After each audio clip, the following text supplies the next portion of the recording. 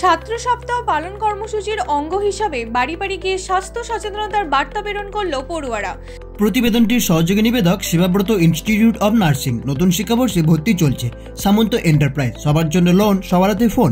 সামন্ত bike point, মনের মতো bike কেনার সেরা ঠিকানা।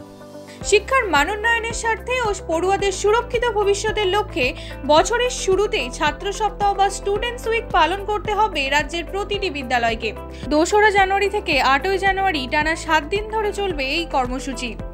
ইতিমধ্যে পড়ুয়াদের উজ্জ্বল ভবিষ্যৎ ও সাফল্য কামনা করে রাজ্যের প্রতিটি স্কুল, কলেজ ও বিদ্যালয়ে পৌঁছেছে মুখ্যমন্ত্রী মমতা বন্দ্যোপাধ্যায়ের বিশেষ শুভেচ্ছা বার্তা। রাজ্যের সমস্ত পড়ুয়ার উজ্জ্বল ভবিষ্যতের কামনায় এই চিঠি পাঠিয়েছেন মুখ্যমন্ত্রী। তবে ছাত্র সপ্তাহ পালনের 4র্থ দিনে শ্যামপুর দক্ষিণ চক্রের হরিনারায়ণপুর দুর্গাপুর আব্বাস আলী প্রাথমিক বিদ্যালয়ের পড়ুয়ারা দক্ষিণ দুর্গাপুর গ্রামের বাড়ি বাড়ি গিয়ে স্বাস্থ্য সচেতনতামূলক সার্ভের মধ্য দিয়ে পরিবারের সদস্যদের কাছে ইংরেজি নববর্ষের শুভেচ্ছা বার্তার পাশাপাশি পরিবেশ রক্ষার বার্তা পৌঁছে দেয়।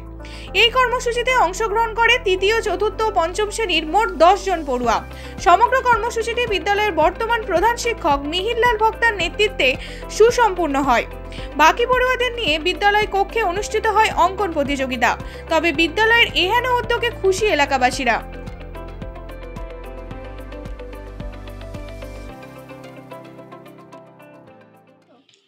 ভালো আছি, তোমরা ভালো আছো? আমরাও ভালো আছি। আমরা হরিনারায়ণপুর দুর্গাপুর স্কুল থেকে এসেছি। আমরা আপনাদের কিছু জিজ্ঞাসা করতে চাই, আপনারা দয়া করে উত্তর দেবেন। চেষ্টা করব। আপনাদের পরিবারের প্রধানের নাম কি? শহীদুল রহমান মোল্লা।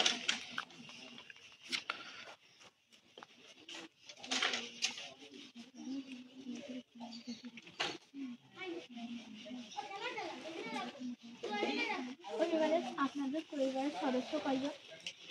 11 জন। বাড়ির আশেপাশে নর্দমা পড়ে থাকা পাত্রে জল জমে না।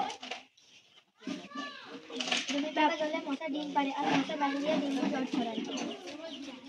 ব্যবহারের পর পলিথিন প্যাকেট ফেলে না দিয়ে নির্দিষ্ট জায়গায় জমা রাখবেন। রাখা হয়? হ্যাঁ, জমা রাখা হয়। একদিন ছাড়া জ্বালিয়ে দেওয়া হয়।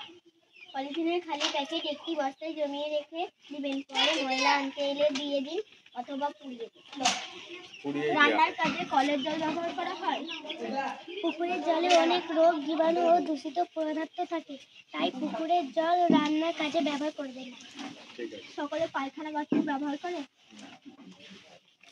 আমরা জানি আপনারা সবাই পায়খানা বাথরুম ব্যবহার করেন, কিন্তু এমনও লোক আছে যারা পায়খানা বাথরুম ব্যবহার করে না এবং মাঠে ঘাটে বা রাস্তায় পায়খানা করে। তাদেরকে আপনারা বারণ করবেন যাতে তারা না পায়খানা বাথরুম রাস্তায় বা মাঠে ঘাটে করে।